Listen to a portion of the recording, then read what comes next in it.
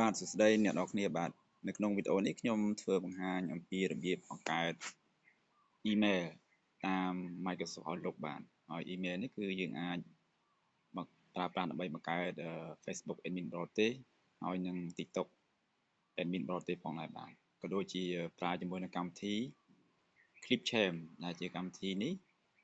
Clipchamp នេះគឺសម្រាប់បំលែងពីសំឡេងទៅជាអក្សរបាទដូច្នេះកុំឲ្យខាត់ពេកយើងចូលទៅបងប្អូនបាទហើយយើងចូលទៅ Google របស់ខ្ញុំបាទតោះមកយើងវាយពាក្យ Outlook បាទមានខាងនេះស្រាប់ហើយខ្ញុំ select យកវាបាទបន្តមកយើងយក create យក Microsoft account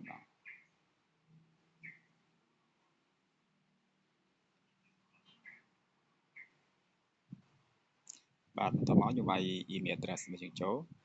អញ្ចឹងខ្ញុំវាយពីដាក់ Tommy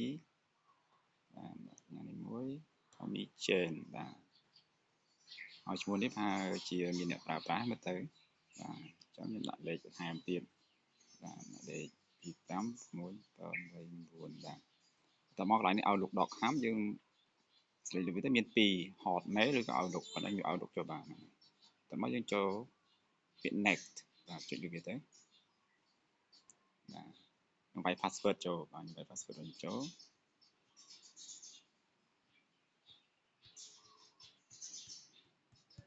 password មានអក្សរនិងមានលេខបងប្អូនបាទតមកយើងចុច next តទៀតបាទកន្លែងនេះដាក់ show camera ប៉ុន្តែយើងយក camera យក United States បាទអាមេរិកបាទតមកខែឆ្នាំយើងដាក់ទៅបាទឲ្យទៅគ្រប់អាយុទៅបាទ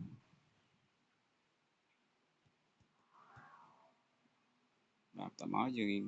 យក next ទៀតបាទចុចវាទៅបាទឥឡូវនេះយើងវាយឈ្មោះបាទមកខ្ញុំដាក់ Tommy វាយឈ្មោះ Tommy មក last name វាយពាក្យ Jane បាទ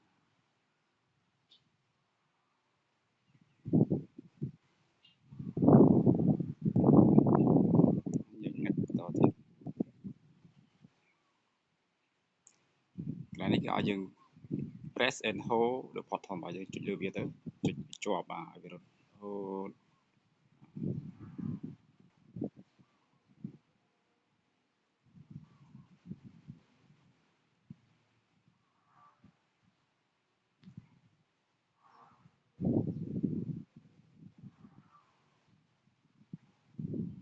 បាទថយក៏វិញចុចវាជាប់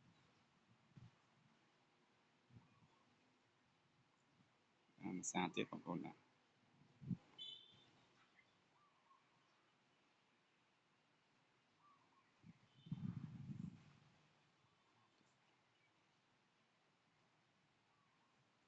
ចាំទីបងប្អូន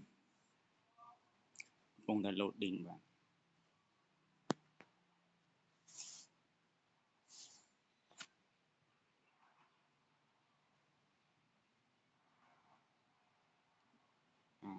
តម្រូវចុចយក next ទៀតបាទខ្ញុំដាក់ try again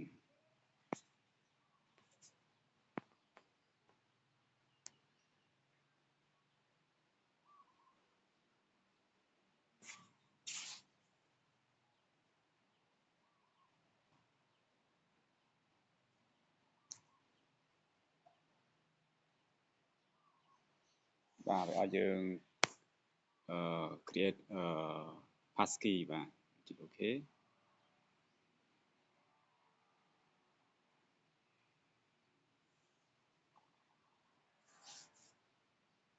ចាំបន្តិចបងប្អូនបាទ